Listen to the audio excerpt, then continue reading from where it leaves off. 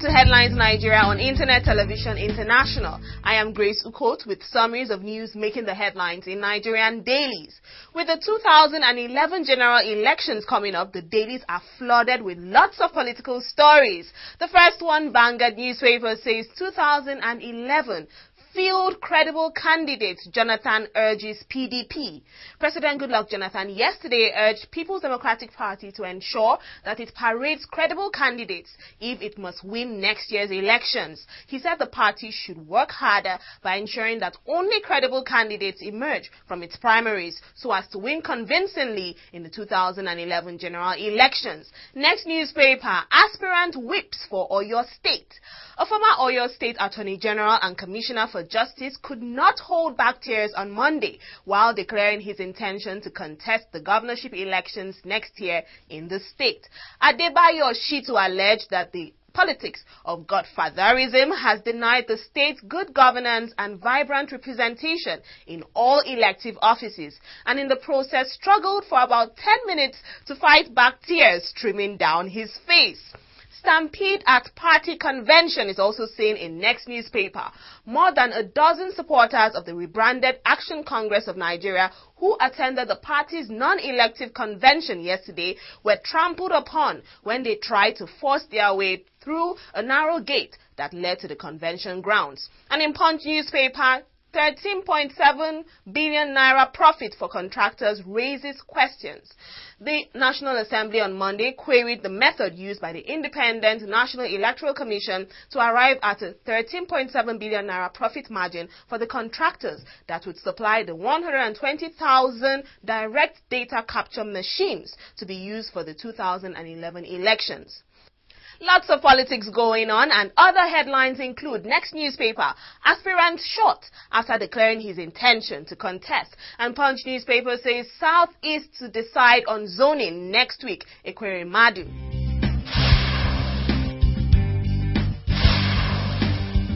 Now moving over to news. This day newspaper, Obasanjo Dispels death rumors, says I dey kampe.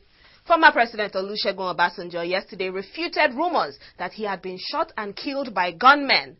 A text message circulated around yesterday afternoon read, "Breaking news, former President of Nigeria Olusegun Obasanjo has been assassinated in his hometown in Ogun State by unknown gunmen. He was confirmed dead at the General Hospital Ota, Ogun State, few hours after his convoy was ambushed." In a telephone conversation with the news agency of Nigeria, Obasanjo, in his characteristic manner, dispelled such rumor, saying, "I dey kampe," meaning I am alive and well in English. Next newspaper, 69 fake NYSC members jailed.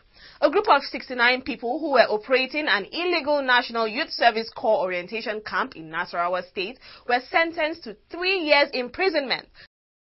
Still in next newspaper, police need 1.5 trillion naira, says Sambo. About 1.5 trillion naira is needed by the federal government to carry out the long-awaited police reforms. Already, the Police Affairs Ministry has contributed 70 billion naira.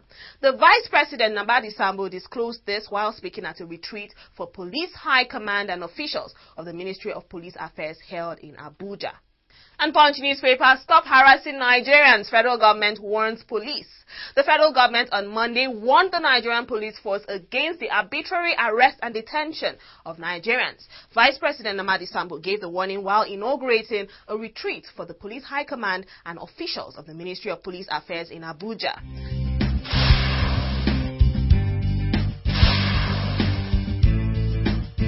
And in business news, Punch newspaper, SIM registration, federal government, NCC to determine cost bearer.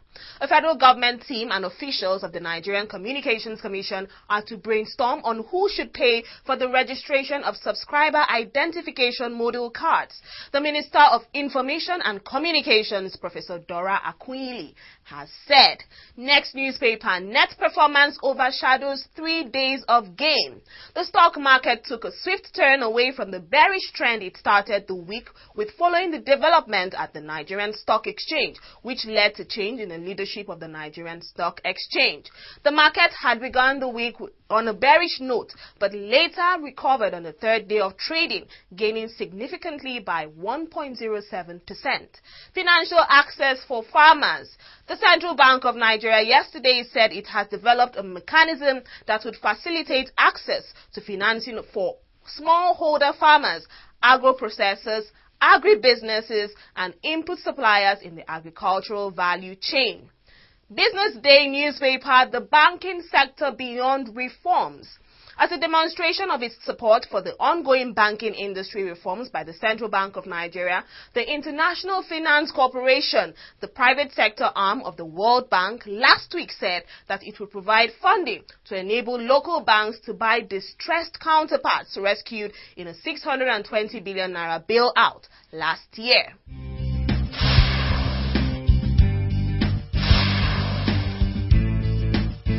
Sports news, Nigerian Compass, Siasia not ripe for Super Eagles, Amodu. Former Super Eagles handler Amodu has kicked against the choice of Samson Siasia for the Super Eagles manager's job. Amodu declared that danger looms for the national team if caution and meritocracy are not applied in the choice of who will manage the Super Eagles in place of Las Lagerbach, whose contract was not renewed after the 2010 World Cup.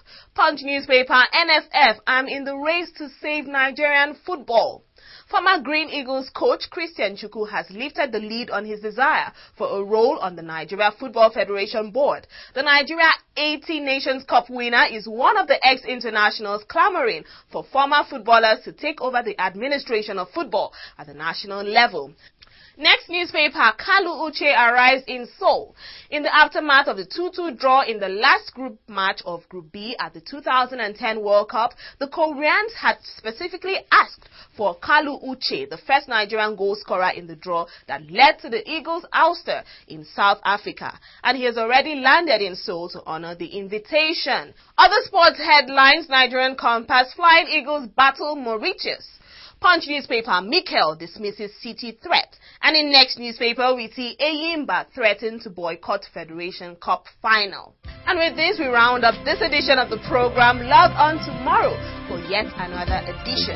Thanks for logging on.